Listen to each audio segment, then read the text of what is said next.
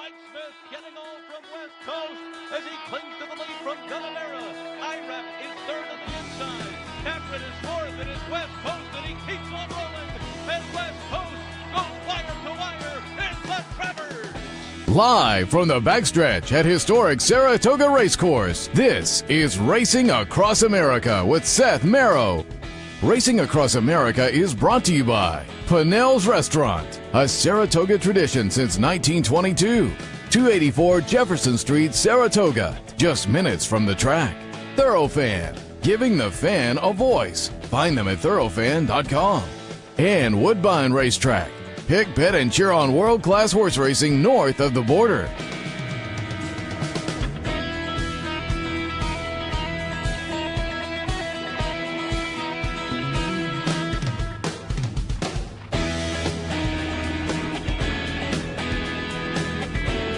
Good morning. Welcome to Racing Across America live from the Saratoga backstretch. I'm Seth Merrill. Thanks.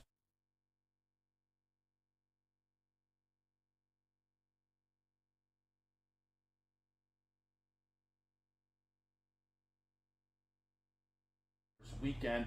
This morning, a little bit later on, Alicia Wins-Hughes from the Blood Horse. We'll talk a little bit about the upcoming weekend, and also same with Mike Welch from the Daily Racing Forum. Do a little stakes preview with Mike coming up. But speaking of stakes, a guy who has a lot of horses in this weekend. Happy to be joined this morning by Todd Fletcher on what is certainly a busy week, so we appreciate the visit. Pleasure. I'll start right out asking the most important question. Why didn't I play more in the jockey game?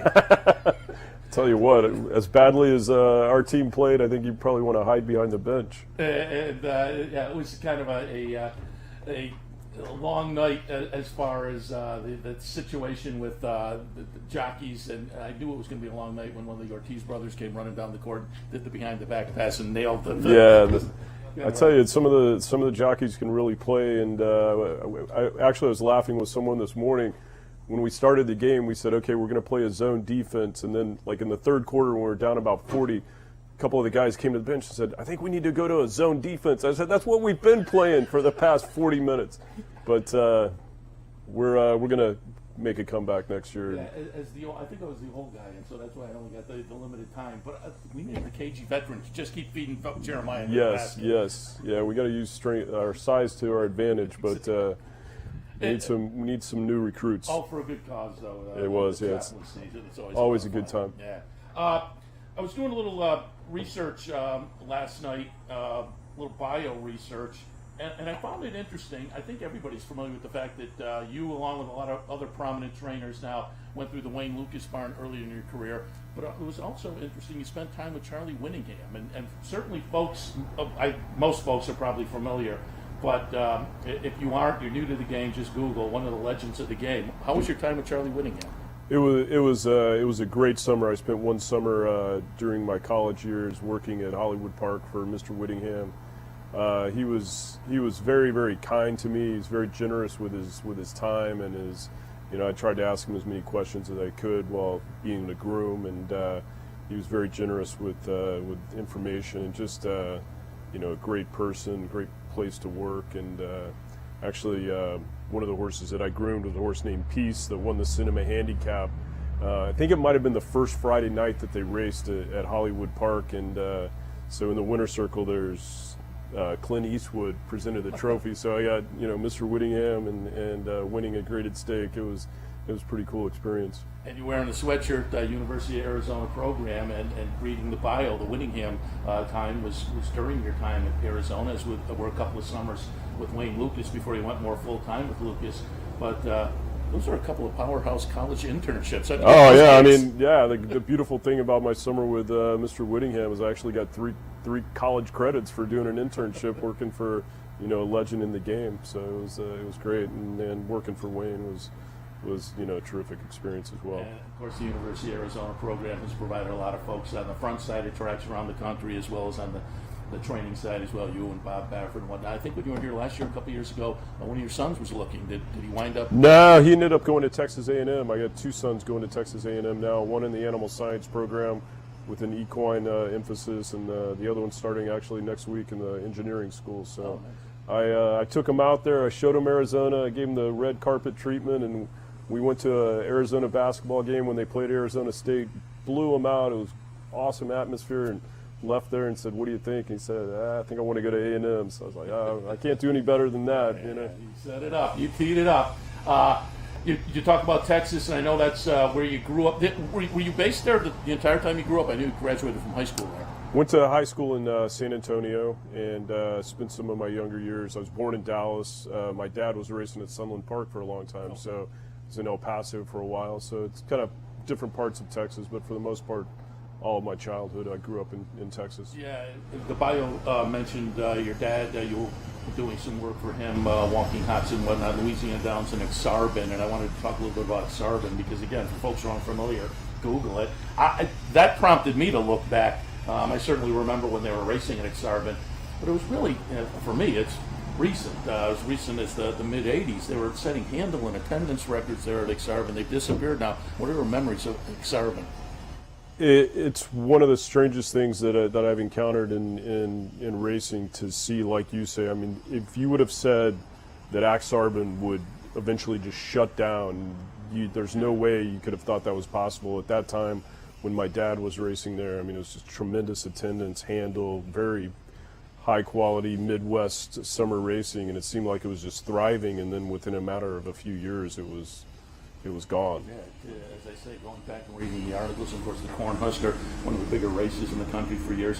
What was your dad's circuit? You guys were based in Texas, Louisiana, Ak-Sar-Ben. You mentioned Sunland. What was his? So his main circuit ended up kind of being Oaklawn Park. That was his sort of winter place, and then Louisiana Downs during the rest of the year. That was kind of when he stopped training in '85. That was sort of his circuit. But he raced all over the Midwest at Churchill and Keeneland, and actually spent some time in California as well. And so I kind of as a child got exposed to a lot of different racing venues. I've asked a few of the trainers who have come in here this summer. This question came up with it as I was driving in one morning, because it is, it's a tough job. It's a stressful job. You're taking care of living creatures 24/7, 365. You have to deal with clients and win races and whatnot. So again, it is a difficult job being a horse trainer. But what gets the juices flowing? What do you love about being a horse trainer? I mean, the racing to me is, I love the horses, and I love that aspect of it, and just developing horses and being around the 2-year-olds especially. But the competition of racing is what I think makes us all, get up in the morning and do the job that we do. And so, yeah, I mean, I really enjoy the actual racing part of it. And let's talk a little bit about the racing up here, because weather obviously was the story of the early part of the meet.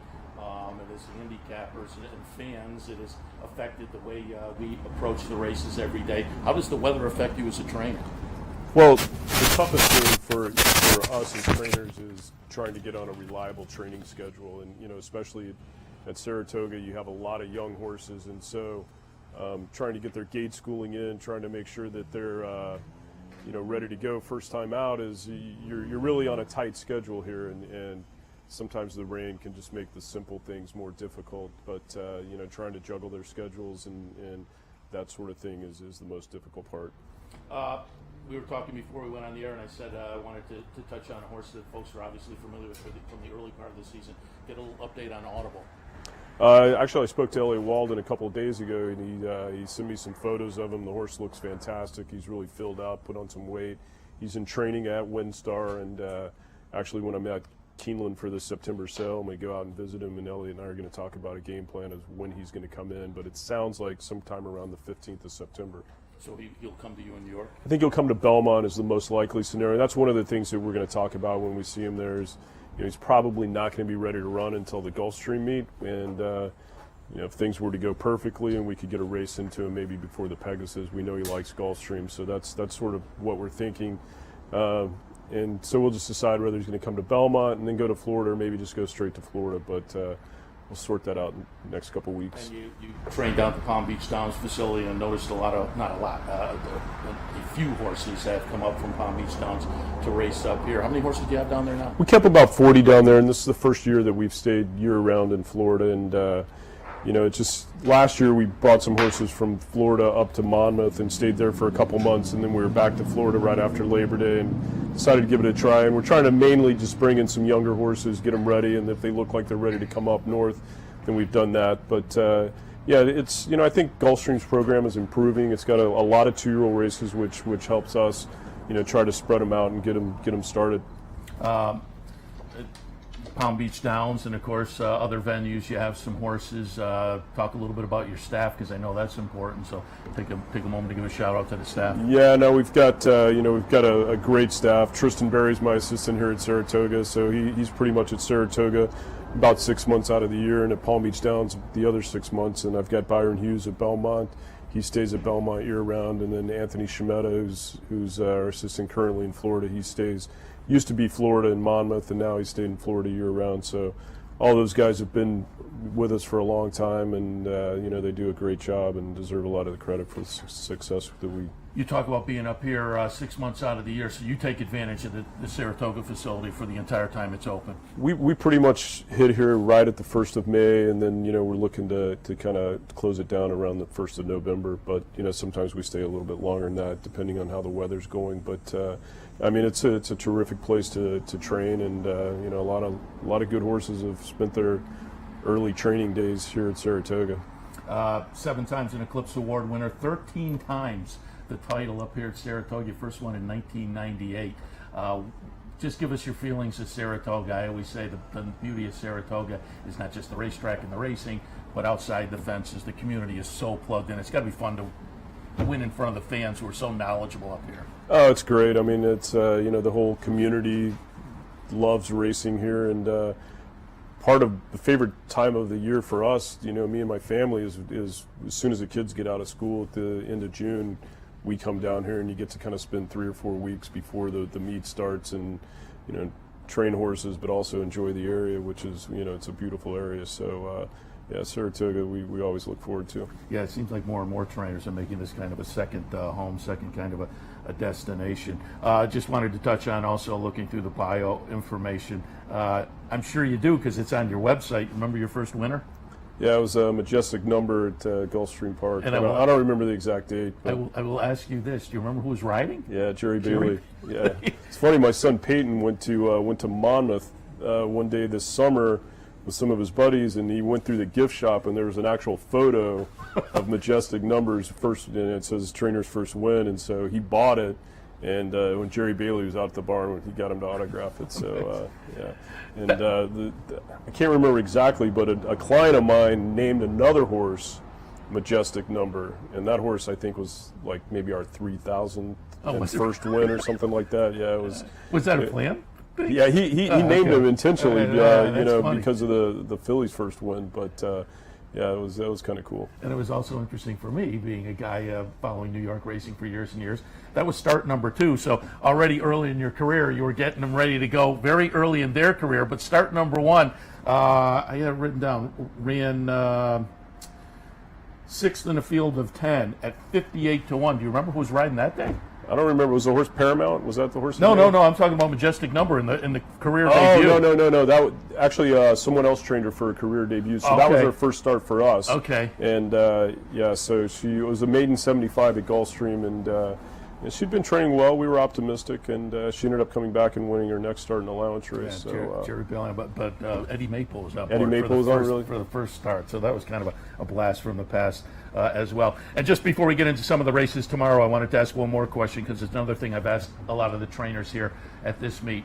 As folks look through the past performances, they'll see workouts for horses across the street at Oklahoma and workouts on the main track. How do you decide? How do you decide where the workout is going to go for a horse? Well, that's actually a really good question. And at this meet, kind of what we were talking about earlier, the weather has affected that. And, especially when it rains during the races, the main track's going to get more saturated than, say, the Oklahoma track, which they can protect, seal, and leave it sealed, throughout the day. And sometimes that track will be better the next day after a rain, because it hasn't the rain hasn't penetrated it all through the races.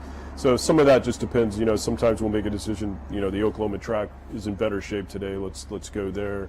And we like to work on the main track when we can, because this is where they're going to run, and it's more convenient for us having horses stabled on the harness track and the Oklahoma side. But it's usually just which one we feel like's in the best condition. You ever get them out here on Clare Court? We do train a few on Clare Court. It's usually some of the more aggressive ones that seem to relax a little more, staying off the main track. But we don't do any breezing, obviously. But Yeah, just that some, seems just to be what some everybody galloping. says. It's more of a mental thing. Yeah. It's just a little bit different. It's kind of funny an how some atmosphere. horses, they associate going to the track with competitive racing, and they get a little more ambitious. And when you train them on a different area like that, they'll kind of take a deep breath.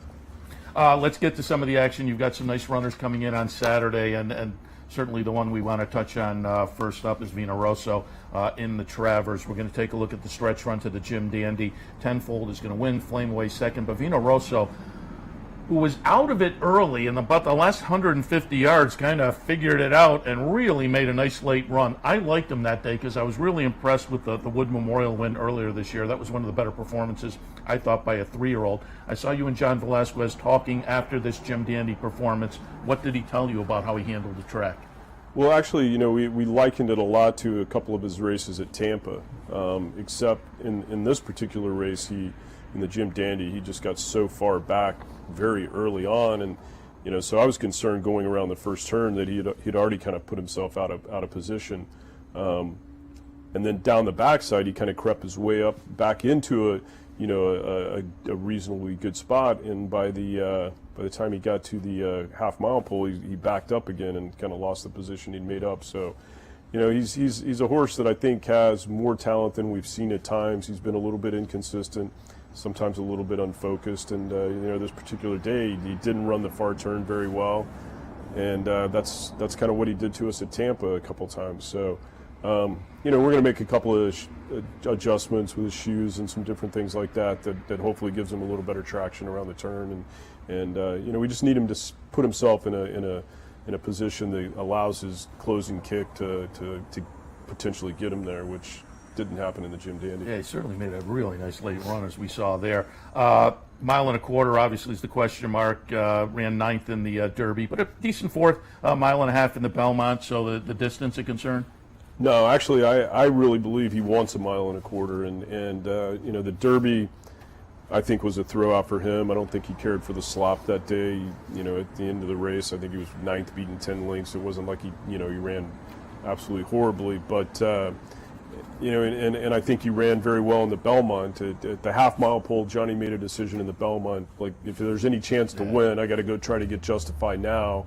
And I think had he, waited and ridden to be second, he might have been second. But, of course, we always want to win, and so he made that move. And I think it compromised him a little bit from the 8th pole to the wire. But I've never felt like a mile and a quarter is an issue for him. All right, let's move to a little earlier on the card. High Happy, really nice turf runner that you have.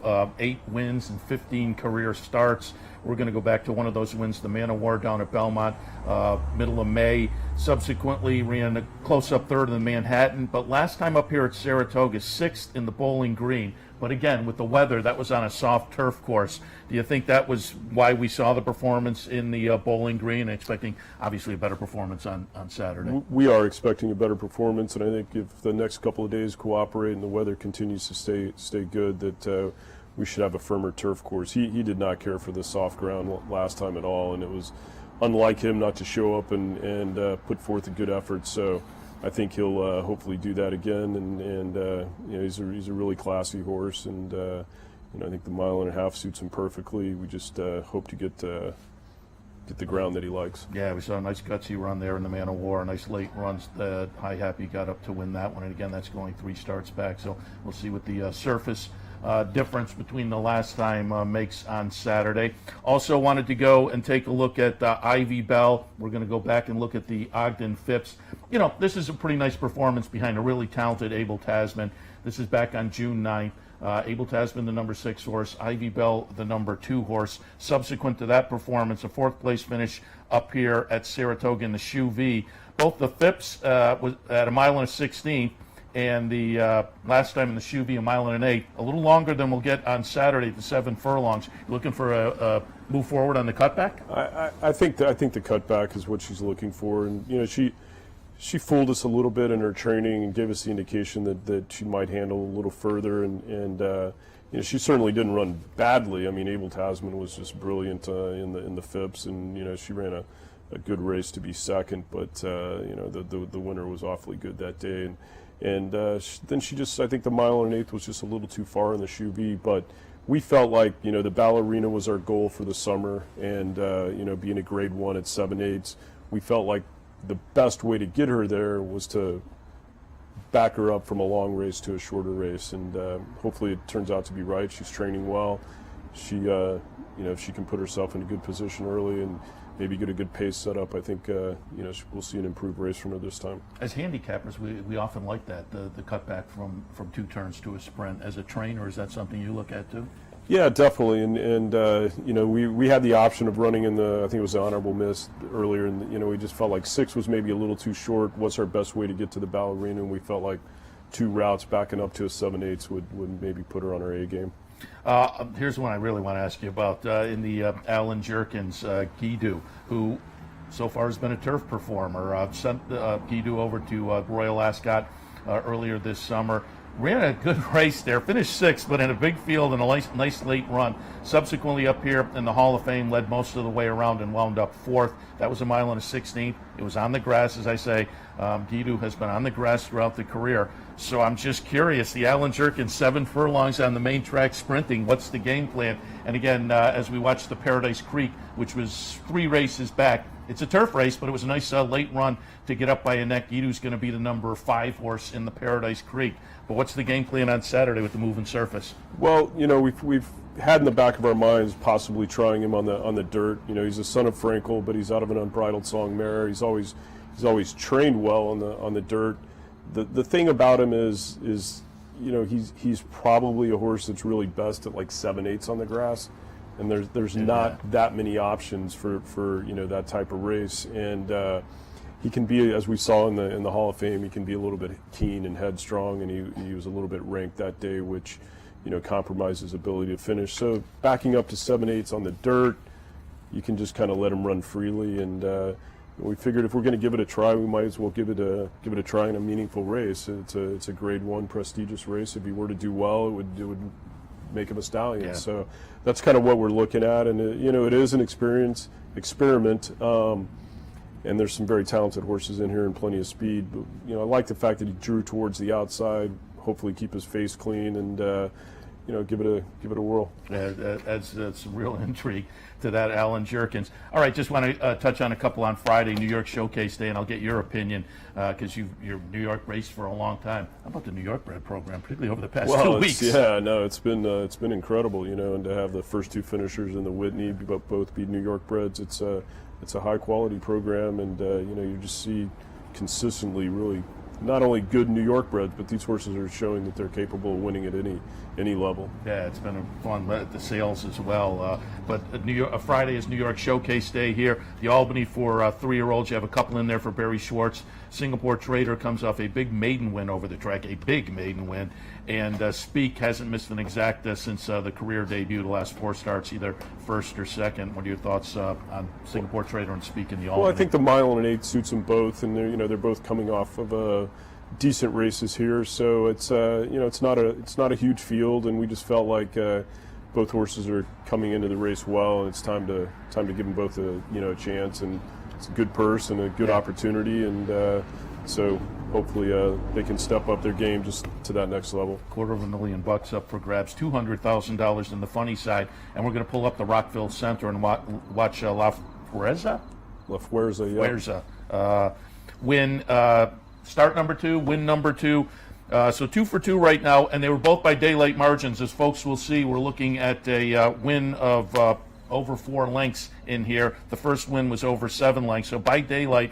As a buyer guy, though, probably has to step it up a little bit number-wise, but given the daylight wins, I don't think we know what the top is for this one. What are your thoughts on La Fuerza for the funny side on Friday?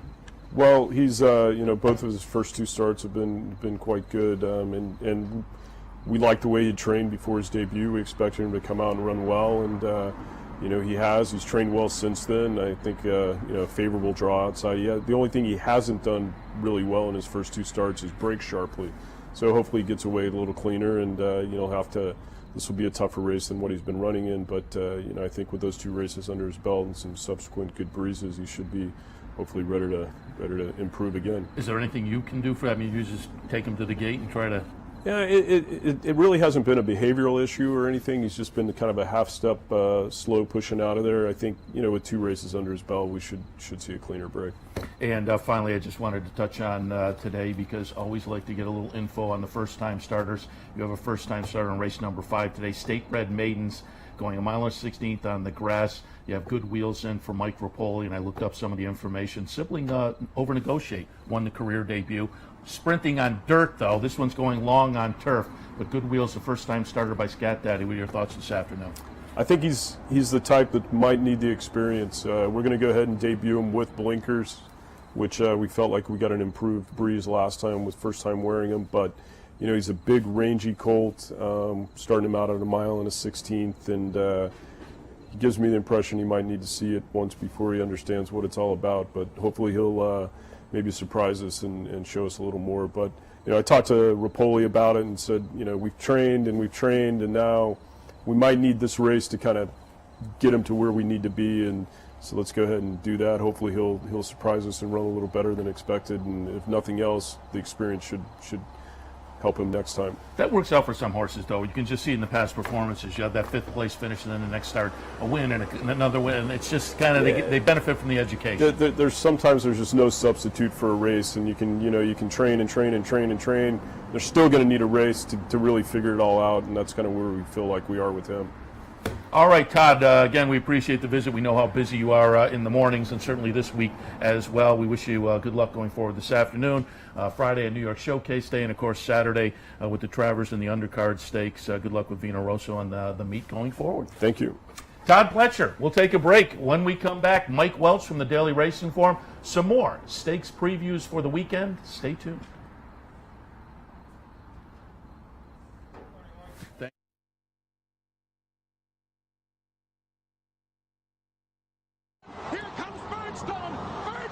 Surges past. Birdstone wins the Belmont Stakes. And make better decisions, better choices, to know how to connect the dots. In horse racing, knowledge is a powerful tool, but not the only tool. Race results and replays, past performances and live streaming, wagering from all your digital devices. These too are important tools, and you'll find them all right here at Capital OTB. Capital OTB. Become a better horse player. The backstretch workers are the heart and soul of what we do. They're the backbone of the industry. People on the racetrack are very giving people. It's a very oppressive community of people helping one another. We see it all the time.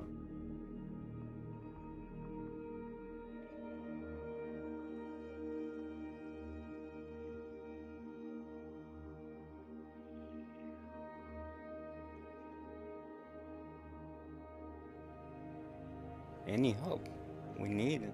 It's right there in their hands. It makes so much easier in the family to have somebody like Nathan to help them.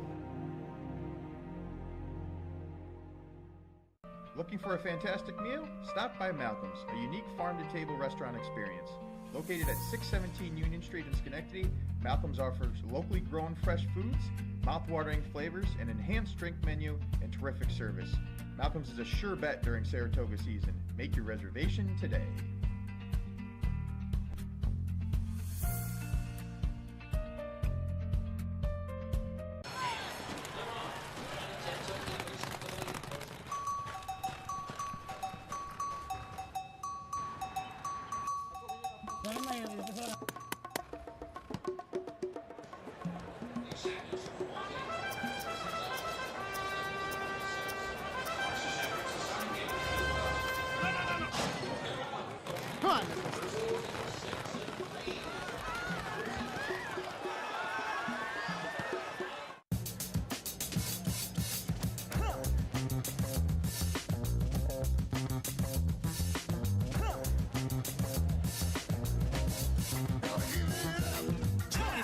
Chain, living it up, living it up, living it up. Pin sagging gold grills, living, trilling the cut, trilling the cut.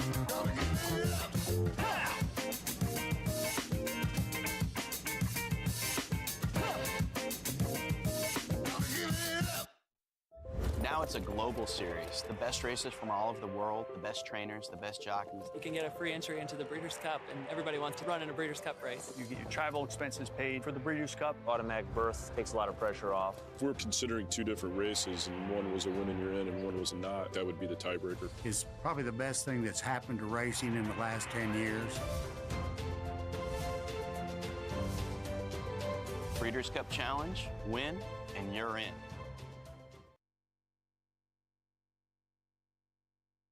Welcome back to Racing Across America on this Thursday morning, Travers Week. Always happy to be joined by our friends from the Daily Racing Forum, either Dave Grenig or this morning Mike Welch. Good morning. Tough act to follow, Todd Pletcher. Huh? Yeah. Got a good start to this morning's show, but always happy to have you in. And when you give out good information, you get 4 stars from the viewers, and certainly there has been B+, as we say in our workout report. And we'll tout the workout reports again. If you go to the Daily Racing Forum, you can pick up the workout reports, and they're always full of good information. I'll ask you, I saw on Twitter earlier this morning, Mendelssohn was out. Did you see him out galloping around the track? I just glanced at him a little bit. Yeah, he was out there. Steve Asmussen had both of his horses out there.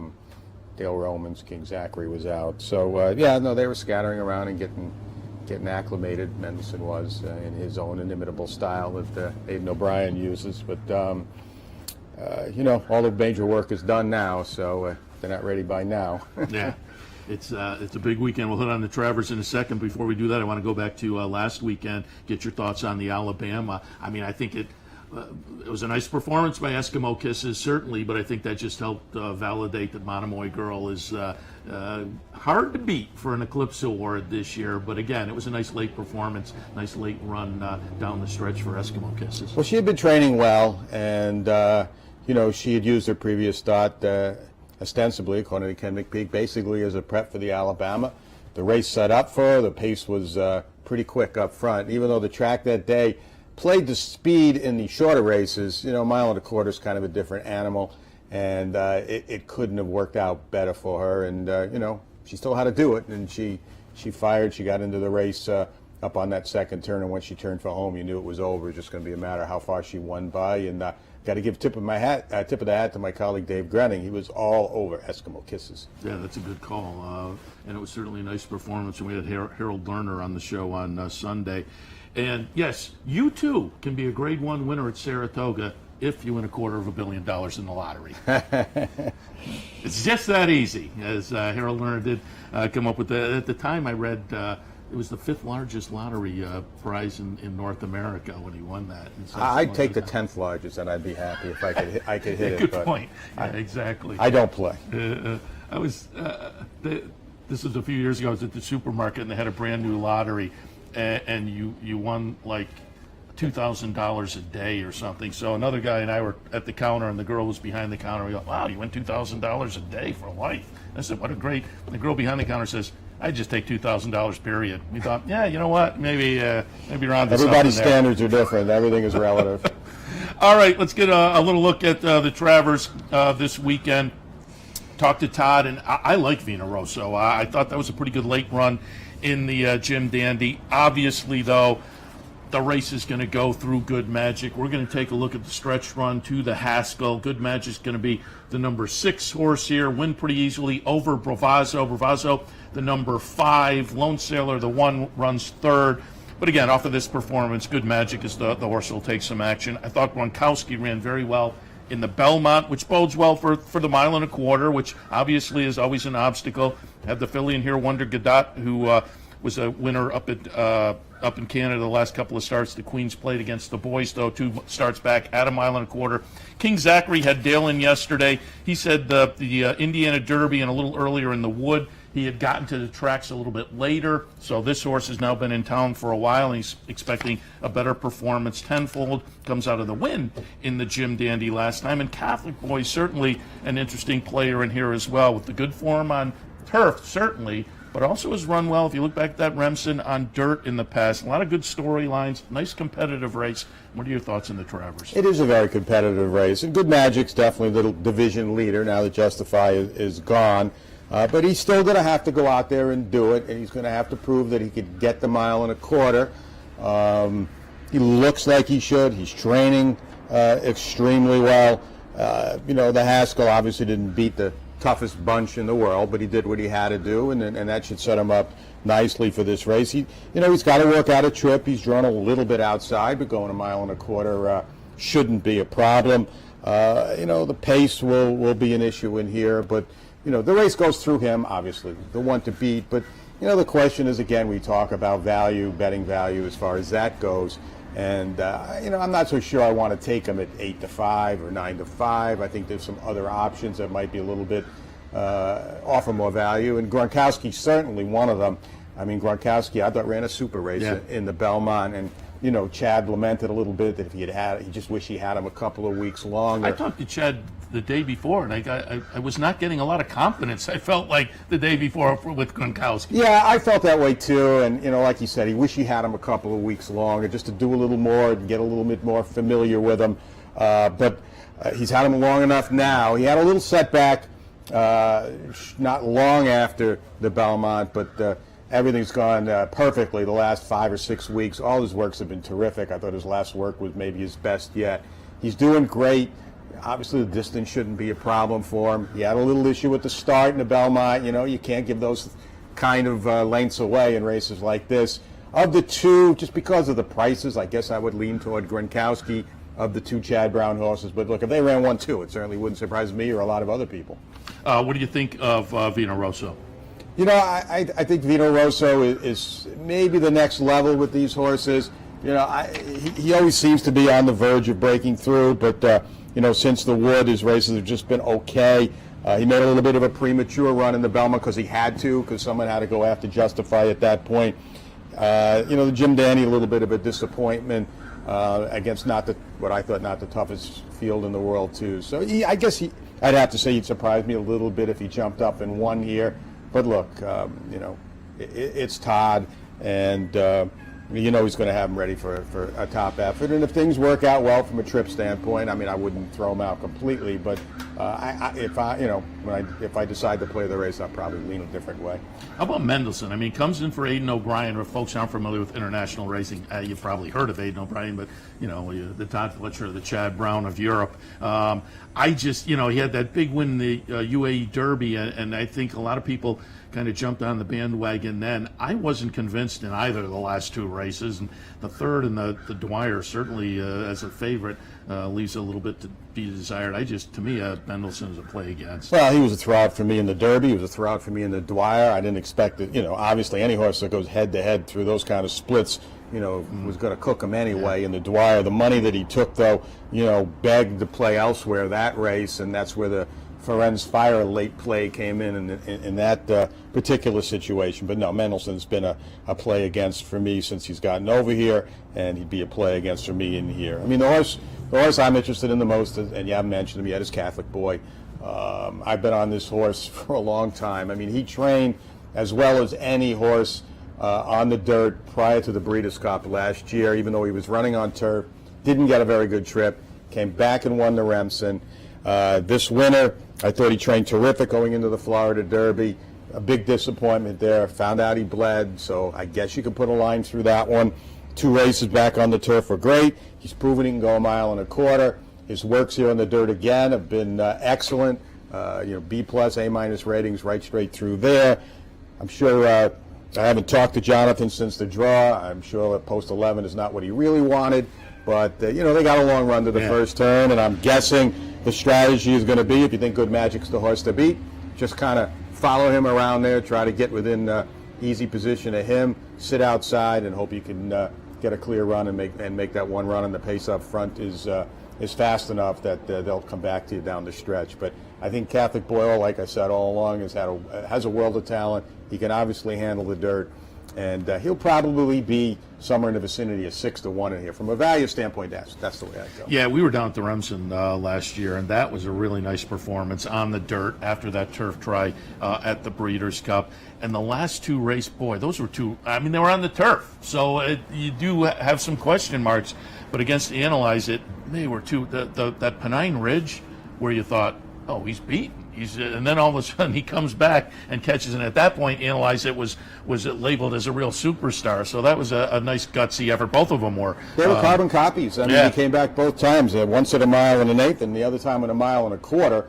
And the fact he did it at a mile and a quarter, bodes well for him coming here at a mile and a quarter. Now, Analyze It kind of hung and did the same thing in his last start too. So maybe that minimizes this just a little bit, but it doesn't minimize the fact to me that this is a very talented horse, and he's just got to carve out a trip from the outside there. Any thoughts on the filly?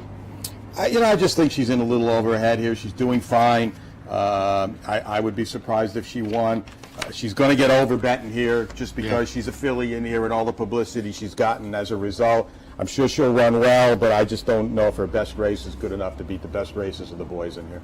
All right, let's go a couple of races earlier. The 4-go Grade 1 event for sprinters, 7 furlongs, $600,000 up for grabs. Nice field in here. Limousine Liberal comes out of a win in the Belmont Sprint. Awesome Slew is a performer at this level of the game. Whitmore is a horse I've liked since really last year down at Oaklawn, and nice couple of close-up sprint stakes finishes in the last 2 starts down at Belmont. We're going to take a look, though, at Oaklawn Park. The Oaklawn Handicap City of Light brings in 4 straight triple-digit buyer figures. This is a race 2 starts back. Down at Oaklawn, number 11, City of Light, holds on by a neck over the favorite, Accelerate, who is certainly a top player in the handicap division this year for John Sadler. But City of Light, again, with the 4 triple-digit buyers, comes in. The notable thing, though, is those last 2 were 2-turn races, obviously, and now cuts back, but has run well at a 7-furlong trip before. So City of Light intriguing in here in what, again, is another competitive field. Well, I think it's all City of Light in here if he runs his race. I mean, here he beats Accelerate, going 2 turns. They were thinking of running him in the Whitney. He had a little bit of an issue, and trainer Mike McCarthy decided not to press the issue too much there and just to do what was best for the horse. So he waited. The owner wanted to come to New York, so instead of the Whitney, he picked the 4-go. He looks like the speed of the field. He seems to be training extremely well. It wouldn't shock me if he just went right to the lead and just wired this bunch. But he can wait too if he had to. If someone inside him wants to lead, I'm sure Irad would be just fine sitting second. He's a 2-time Grade 1 winner at 7 furlongs already. There are no 2-time Grade 1 winners in the rest of this field. If he runs his race at all, he's going to be tough to beat. You got to take the short price here and take City of Light. He might even be a single in the vertical bets here. I just think he stands out in this field if he runs his race. I'm kind of surprised. There's nothing wrong, clearly, with going one of the Ortiz brothers in New York, but I'm kind of surprised they went away from Drayden Van Dyke, given what he did out at Del Mar the other day. 6 winners? Something crazy. Dave wrote the story on it, and I didn't really get a chance to look at it, but I'm just guessing he had other options out in California and just decided to stay out there. But you're lining up with Irad. You're lining up with Irad, and with this horse, it might not matter. I just think he sort of stands out in here, and as long as he breaks, and like I said, I wouldn't be shocked if he just went right to the lead and just ran away from these horses. All right, the Allen Jerkins, 6th race on the card, Grade 1 event. $500,000 up for grabs. These are 3-year-old sprinters, and again, another really nice field in here. I talked with Todd earlier about Guido. He has the intrigue, obviously, coming from the turf. 7 Trumpets, good second behind a freaky Forenzi Fire in the Dwyer last time out for our friends at West Point. Forenzi Fire is in here off of that really big effort in the Dwyer. I'm going to pull up the Amsterdam from earlier in the meet. Number 2, Promises Fulfilled, wins for Dale Romans, and obviously a win over the track is a bonus as well. But again, it's just another kind of fun, competitive field. I haven't finished my handicapping. I don't know which direction I'm going, but what are your thoughts in the Jerkins? Well, anybody who believes in the bounce theory, it's going to be put to the test here twofold. You've got Promises Fulfilled coming up far and away, a career best effort right here in the Amsterdam. Goes from an 86 buyer in the Woody Stevens to a 108 with this super performance here in the Amsterdam. And then you have Forenz Fire going from a 69 buyer in the Kentucky Derby. Granted, the Derby, just probably can't even discount that effort. Although he ran pretty well and finished 11th out of the 20. I really didn't figure he would be mid-pack in there at the end. But he goes to a 107 with that unbelievably eye-catching performance in the Dwyer. Talked to Jason Service, and he brought up the bounce theory, and he says he is a little bit concerned that race, you know, he's going to regress. He probably is going to regress some. I mean, I don't expect to see him run a 107 again. But the one good thing is he's had 7 weeks off, and usually the remedy for the bounce is to give a horse plenty of time. On the other hand, Promises for Phil has had only 4 weeks off. So if either one is more liable to bounce than the other, it would be Promises for Phil. You look down to his other big race, it was the Fountain of Youth. He got a 96, came back in the Florida Derby and ran a 47. Of course, he got pushed on the lead right from the start in the Florida Derby. He does look like the speed in here from the rail. If he breaks running, I'm sure they're going to put him right on the lead, and he'll have to be caught. But of the two, I definitely prefer Ferenz Fire. I think he's going to come back with another huge effort. Jason seems pretty bullish on the way he's been training, his preparations. It sounds like he thinks he's doing just as well coming into this race as he did to Dwyer.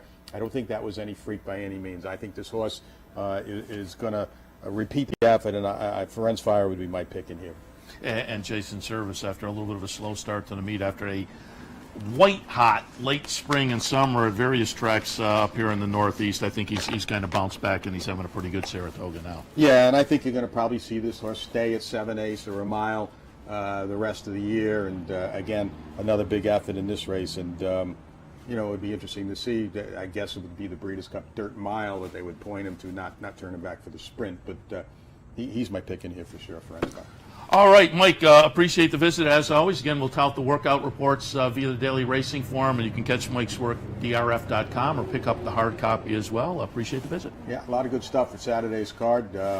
Big file going out. A lot of good horses work well, and there's a lot of good horses and a lot of good works to report on here. But there's some maiden races too. Yeah, I was going to say, of course, on the big weekends, the maiden races kind of jump off the page. Not as many as usual for Travers Day, but there are some. All right, Mike, again, appreciate the visit. We will take a break. When we come back, Alicia Winch-Hughes from the Blood Horse. We'll talk a little preview of the weekend, much more with her as well. Stay tuned.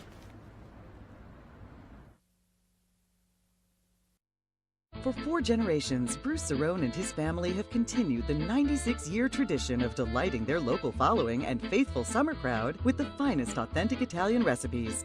Classic Italian dishes made with the freshest ingredients and served in a home-like setting where everyone is welcome.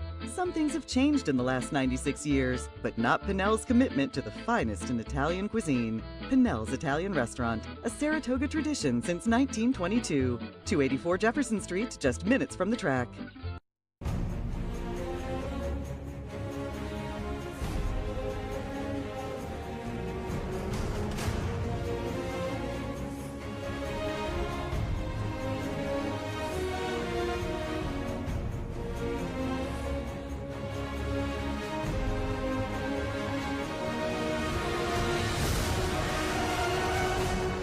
Sign up today for Capital OTB's handicapping series and plan your trip to Las Vegas.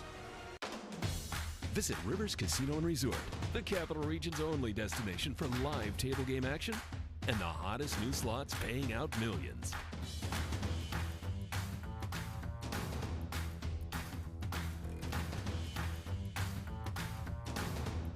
And they're off. Horse betting is now at Rivers Casino and Resort with Capital off-track betting terminals and live tellers located just off the gaming floor at Van Slyck's. Get in on all the action at Rivers Casino and Resort. Funding your Capital OTB bet account is as easy as 1, 2, 3. 1. Easy Money. Clearly the fastest and easiest method of depositing funds into your account. Make deposits or withdrawals in just minutes. 2. Green Dot Money Pack. Gives you instant access to your funds. Green Dot Money Packs are available at thousands of retailers nationwide. And 3. MasterCard Visa. Simply click on the link from the funding page, enter your account information, and fund your account. CapitalOTBBet.com. Log on today.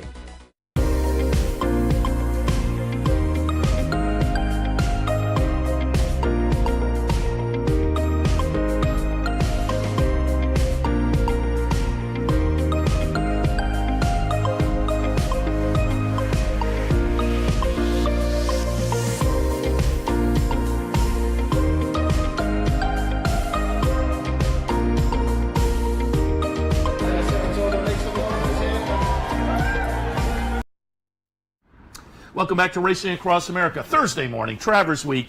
We were talking during the commercial break. It is a beautiful day up here at Saratoga. If you're planning a trip to the track, come up, have a great day. Sunny, temperatures are great, no humidity. It is going to be a wonderful Thursday as we lead in to what is likely a lovely Travers weekend as well. Happy to be joined now by Elisa Winch Hughes from the Blood Horse. I think first visit here on the set, and we were talking your first working visit in Saratoga. Yes, first working visit. I spent many years coming here with my father growing up. This was like our annual father-daughter trip. In fact, he used to take me right across the street to the Horseshoe Cafe to get burgers and everything. But yes, this is my first time here in a working capacity, so I'm still trying to get my bearings, kind of get everything sorted around. But at least I brought the good weather with me. Do I get credit for that? Yeah, no, you absolutely get credit for that. Yeah. Are you kidding? We certainly see you around a lot of the other venues we pop to. You've been up at Woodbine for some of the big races when we've been up there, and some of the other places. So nice to see you up here at Saratoga. And of course, you're at the Blood Horse now, but doing the Equidaily webpage, linked for a while to your work, Lexington Herald Leader. And boy, how about that? The Lexington newspaper and with Jenny Reese leading the Louisville newspaper, the two Kentucky newspapers, there's really not any horse racing coverage. No, and I sadly just found out apparently the Herald Leader had more layoffs the other day. Right. Yeah, so it's a tough time across the board for print journalism as a whole, and the newspapers are they're on the front line to that, and it's sad because those two papers in particular are such great institutions. You had Mary Jean Wall there and Jenny Reese, who were the standard bearers for decades and everything, and so it breaks my heart a little bit that both of them have sort of let the racing coverage go by the wayside. And I used to tell them, I'm like, we're not in the middle, we're not the Idaho Statesman, we're the Lexington Herald Leader in the middle of horse country. This is the horse capital of the world. There's somebody 20 minutes down the road that cares about every horse running today, whether they have the sire, the dam sire, whatever. I'm like, there's somebody down the road who cares about these horses who are running. So, if you're asking me if it's a local story, this whole thing is a local story. Yeah, and again, doing the Equidaily pages I have now for 13 or 14 years, just to see the mainstream media coverage on the print side, and it has morphed and changed. There are different outlets now that can be tapped into, but I used to pick up stuff from the Chicago papers, the Los Angeles papers, a couple of papers down in Texas. I had regular columnists. Certainly the New York papers. I mean, that's what I grew up on. I'm originally from Connecticut. That's what I grew up on was Daily News, New York Post. I mean, it used to be. I remember when racing was back page news there and everything. That's how I was raised. That's how I got so much. That's how I found out so much of my racing information. And that's all I said. It's all kind of fizzled away. But we're still here. Yeah. And as I say, there are other outlets, and you're doing great work for the Blood Horse, and people can tap into that. Obviously, you mentioned your dad. Is that how you became a fan of the game? Yeah, my dad. I said I'm originally from Connecticut, from Bridgeport, Southern Connecticut. So Belmont was basically my de facto home track. So grew up. My dad started taking me when I was 5 years old. Apparently, my mom and my sister could really care less about racing, and he was. My dad was just a casual fan, $2 better, and so he started taking his 5-year-old daughter with him. And apparently, I picked my first winner when I was 5, which I'm sure amounted to me pointing at a program. And it just kind of grew from there. I said we'd go to the Belmont Stakes every year. I said we'd go to the harness tracks, Yonkers, Roosevelt when it still existed. Came up to the Travers for our trips every season, and it's just started off as a fan, and it just kind of grew from there. Has horse racing been your beat right along? Pretty much. I mean, when I started off covering sports, period, I started off when I was in college. So I went to college in Westchester. I started working for the Journal newspaper, the Gannett paper there, just working part-time on their local desk, covering high schools, the whole gamut. But I was also just because I was fit, I was the only one who kind of cared about racing at the time. So they would throw me a bone and let me go help out with the Belmont coverage and, cover the Meadowlands and big races there. First horse race I ever covered, period, was Continental Victory's win in the 1996 Yonkers Trot. There you go. That was the first race I ever covered of any sort. And so I was just a GA reporter, starting out when I was there, and then I went and worked for a paper in Connecticut after I graduated college. Same thing, local paper, high schools, the sort. But again, I had a great sports editor who would let me go out in the summer and do the horse racing. And kind of on a whim, I saw a job posting for Thoroughbred Times looking for a staff writer. I sent my resume in, never thinking I had a chance. They flew me out there, interviewed me, and then they hired me, and I had about 3 weeks to pack up my life and move out to Lexington. Yeah, it's interesting. I ask trainers a lot.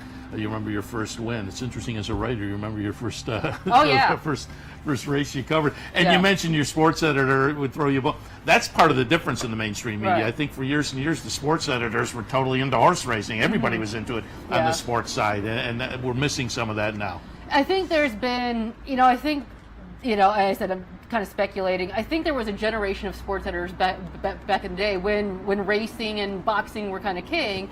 They kind of, kind of came up under that, and they had a greater appreciation of the sport. I think now we've got, several years now of sports editors where they kind of just, right or wrong, they focus on the big sports, football, baseball, basketball, hockey, and horse racing isn't really in their vocabulary, so to speak. They don't really understand it. They don't appreciate it. They kind of think of it as just this niche kind of thing out there that isn't maybe, and the reality is, in this day and age, everything is driven on clicks. Yeah. Everything is driven on what's going to get the most clicks, and that is what they pay attention to. And you could have the greatest story in the world, if it's not getting clicks, it's not going to be seen. It's not going to be seen by the higher ups as valuable, because that's what everything is driving to is getting those clicks. Yeah, it's still a handle, billions we're talking about, and so it is still a very important, not just sport economically. And you talk about the horse racing industry and the economics it does. It's sad to see it disappear from some of the print media. As I say, has morphed into other forms as well that folks can follow. One of those that folks can follow, Twitter. And I know you're big on Twitter, and I know from the other venues that we see you at, walking around the backstretch at Woodbine, certainly we see you there, and Penelope Miller and the various other media. So I know the backstretch, a big important part of your day at the track. And looking at your Twitter feed this morning, you were out watching the Europeans. Don Mendelsohn, he's here, and he let everybody know that he's here, as he always does. I said, being on the backside, that's one of the great things. And yes, we're doing our, we're hustling quotes and interviews and laying eyes on everybody and make sure everybody's standing and all that stuff. But especially when you have beautiful mornings like this, it's so great. I said, I love walking the backside, just seeing everybody, and it's just a great vibe, just a great scene. I'll also tap into reading one of your tweets this morning, and I said it to Todd earlier. The thing about Saratoga, I say it probably 100 times during the Meet to Guess, it's not just the track, it's not just the racing, it's outside the fence of the racetrack. It's fun to go downtown and you're sitting at a table for dinner and they're talking about the daily double they had today or the triple they're playing tomorrow. The community is just so into it. But you had an experience at the airport when you picked up your rental car. Yes, I had, and I told Mark Cassey the story when I saw him at the draw the other night, and I love this because this just drives home how much this town loves the sport and this track and this race. So I fly into Albany, I arrive, take the shuttle to get my rental car. I'm at the counter. Kindly guy is checking me out. He's like, "Oh, what are you in town for?" I say, I cover racing. I'm here for the Travers." And he's like, "Oh, that's great." And there was a gentleman behind me with his wife. And as I'm checking out, his wife says, "Excuse me, my husband has a question he'd like to ask you." And I turn around and he says, "The filly, is the filly running?" And I said, yes, she's running. He's like, "Well, what are her odds?" I said, "Well, they're drawing the race tonight, so we'll know what she's going to be, but she'll probably be in the top few picks." He was like, "That's great. This is the year of the woman." And I was like, welcome to, I'm like, I love Saratoga. Yeah, welcome to Saratoga and the whole area, really. Yeah. That's what makes it fun. Let's touch a little bit, because I caught up with a couple of the articles you've written about the weekend in the Blood Horse, so let's get your thoughts about the filly. And we'll go back and watch the Queen's Plate. Again, we were up there earlier this year to watch her beat the boys. Number 11 will be Wonder Gadot. Do you have a correct pronunciation on that? Probably not. Okay. Mark said that they were watching videos of the actress saying her name. We'll go with Gadot. I know it's because I've been stuck in Godot for so long, but I know the T. The T, I know that gets in there. So again, Queen's Plate, Wonder Gadot winning the Queen's Plate against the boys, 1.25 miles. I talked to Mark before this race. He thought the 1.25 miles was going to hit her square between the eyes, and of course the Travers 1.25 miles. And as I say, you wrote about her and this upcoming Travers and the Blood Horse. Yeah, and I said I'm a big fan of this filly, for more than just the obvious reasons. But I do believe, that's one of the things that's going to play into her favor in this race is, like I said, we know she can handle this since we know she loves a mile and a quarter. And Mark has specifically said, I mean, she has added blinkers too in her last 2 starts, which, I said, and given the way she won her last 2 starts, you have to think obviously that's played a role into it with her focus. But Mark really thinks that, if you look at her races where she's had a mile and an eighth and more to work with, those have been her best performances, winning the Demoiselle last year.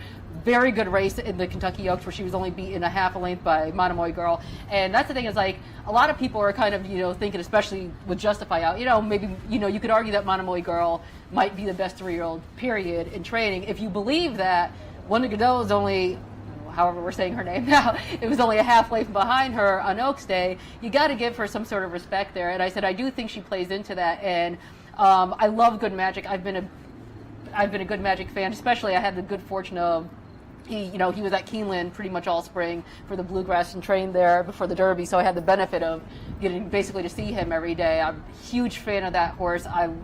He was training out of his mind going into the Derby. If the mood of a barn means everything, I've never seen that barn more confident in a horse than going into that race. That's why I was like, I know Justify looks like a monster, but I was like, Good Magic might win this race by 5, and of course Justify proved to be what he was, but Good Magic showed how the class he had. The only thing is, I do think a mile and a quarter is that's as far as he wants to go. And so if you're looking at it do I think Good Magic is the best horse? Yes. Do I think a mile and a quarter is might at his limit? Yeah. Where Wonder Godot, that's more in her wheelhouse. So maybe if it's a maybe thing in that final 16th, if she's got an edge there, maybe she might have something more to push her on. Whereas Good Magic's class would probably be more carrying him than his stamina at that point.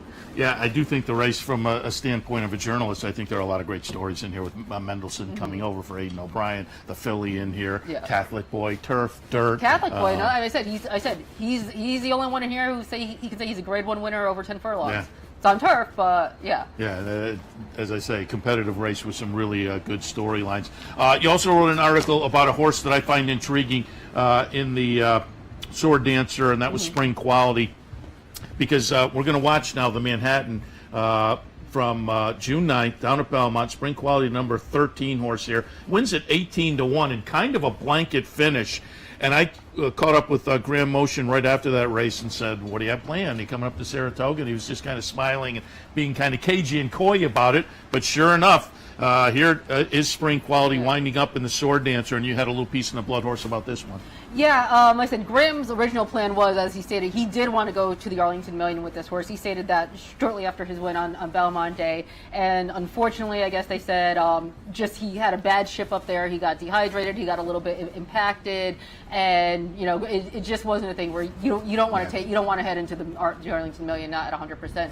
So he opted to back off of that, scratch him out of that race, and thankfully, basically had a plan B. He knew he had a plan B here with the Sword Dancer for this horse. So and he's really. He actually started his career on the main track on the dirt. Was doing pretty well for himself. It was had a stakes win, was holding his own against some decent company. But Graham just thought, he's like, I feel like there's more there, and I feel like the turf is what's going to take him to the next level. Sure enough, he's certainly done that in his 4 tries that he's had on turf now. He ran, second behind Robert Bruce, who ended up winning the Million, in his prep for this year. So I think he's an intriguing horse, because I think we're just, even though he's, I think, 6 now, we're just now kind of seeing, I said this will only be, I think, his 5th start on turf. So we're only really seeing what he's capable of now there. Like, it's almost like they're just scratching the surface with him. Yeah, and I'm a big fan of his owner, Augustin Stables. For years I was on Jonathan Shepard when he had the Augustin runners up here. And they're two of the most classy people. Yeah, they can kind of sneak in at a little bit of a price potentially, and some of the Augustin runners are now with different trainers, but I still watch them up here at Saratoga. I kind of think they point for this meet. And speaking of this meet, before we wind up,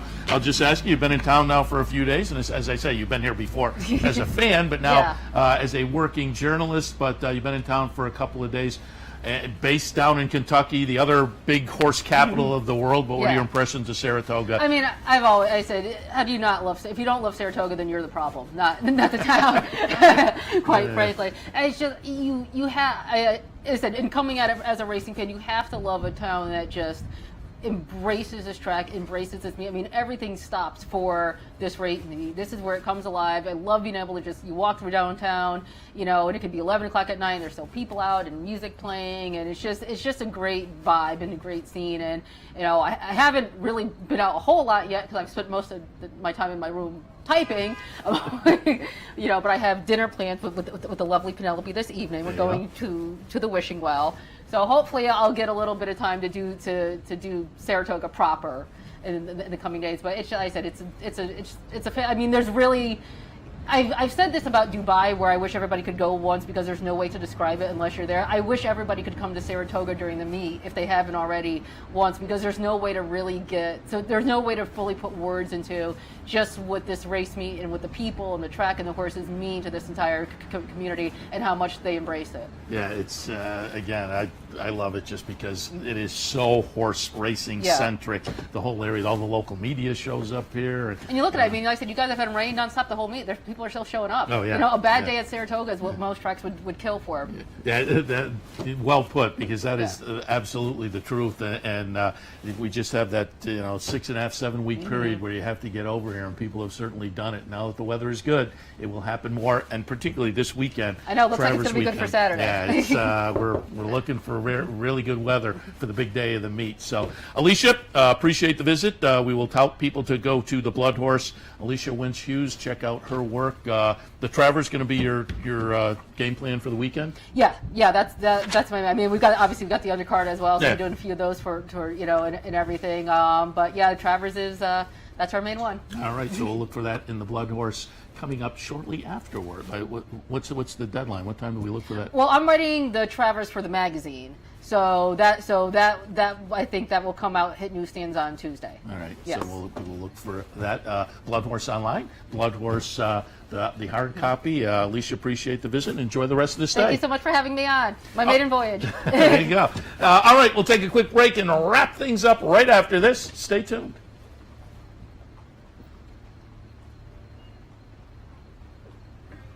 Thank you. That was great. Good. Hopefully I didn't babble too much. No. That was...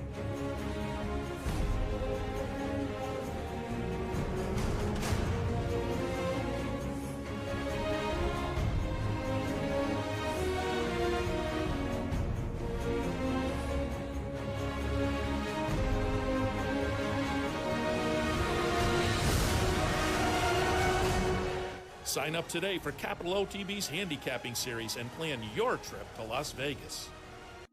The backstretch workers are the heart and soul of what we do. They're the backbone of the industry. People on the racetrack are very giving people. It's a very oppressive community of people helping one another. We see it all the time.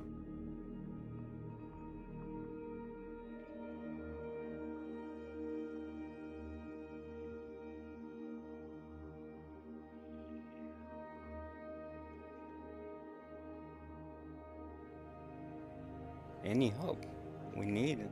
It's right there in our hands. It makes so much easier in the family to have somebody like Nathan to help them. For 4 generations, Bruce Cerrone and his family have continued the 96-year tradition of delighting their local following and faithful summer crowd with the finest authentic Italian recipes. Classic Italian dishes made with the freshest ingredients and served in a home-like setting where everyone is welcome. Some things have changed in the last 96 years, but not Pinnell's commitment to the finest in Italian cuisine. Pinnell's Italian Restaurant, a Saratoga tradition since 1922. 284 Jefferson Street, just minutes from the track. Now it's a global series. The best racers from all over the world, the best trainers, the best jockeys. You can get a free entry into the Breeders' Cup, and everybody wants to run in a Breeders' Cup race. You get your travel expenses paid for the Breeders' Cup. Automatic berth takes a lot of pressure off. If we're considering 2 different races and one was a win and you're in and one was not, that would be the tiebreaker. It's probably the best thing that's happened to racing in the last 10 years. Breeders' Cup Challenge, win, and you're in.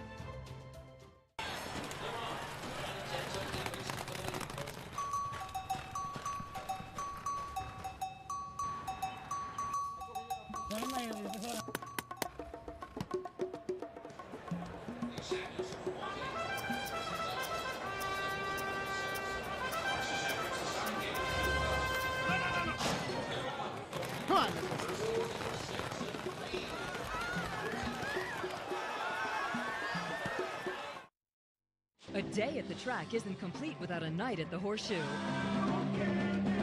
Great food, hot music, and cold drinks. So why go downtown when all the action's just across from the track? The Horseshoe Inn at the corner of Nelson and Gridley. Welcome back to Racing Across America on this Thursday morning. Just going to wrap things up for Thursday, a beautiful Thursday up here at the racetrack. Again, if you're planning to head up, do not change the plans because this is going to be a gorgeous day here at the race. Tomorrow, New York Bred Showcase Day. Saturday, the Travers. And again, the weather looks good for the next few days. So we have a nice stretch in store after a tough start to the season. But as we get to the highlight, things are looking good weather-wise. Thursday night, don't forget our friend Andy Serling, the radio show down at the Parting Glass tonight at 8 o'clock. Among Andy's guests, I believe Mark Cassie and Bob Edwards from E5 Racing. So should be a nice evening down at the Parting Glass, kicking off, again, at 8 o'clock tonight. I'll be there as usual. Hot turkey sandwich and a little radio action on a Thursday night here in Saratoga. All right, I'm going to wrap things up for this edition of Racing Across America. Back tomorrow morning at 9 o'clock with the Handicappers Report, and again at 10 with Racing Across America. So enjoy the racing this afternoon. Let's all cash a few tickets. See you back here tomorrow morning. You've been watching Racing Across America with Seth Merrow. Racing Across America has been brought to you by CapitalOTBBet.com, the premier online wagering site in New York State. CapitalOTBBet.com. Sign up today. Pannell's Restaurant, a Saratoga tradition since 1922. 284 Jefferson Street, Saratoga, just minutes from the track. Thoroughfan, giving the fan a voice. Find them at thoroughfan.com. Woodbine Racetrack. Pick, bet, and cheer on world-class horse racing north of the border. And the new Capital OTB mobile app. Wager anytime, anywhere. Download it free from the iTunes Store or Google Play.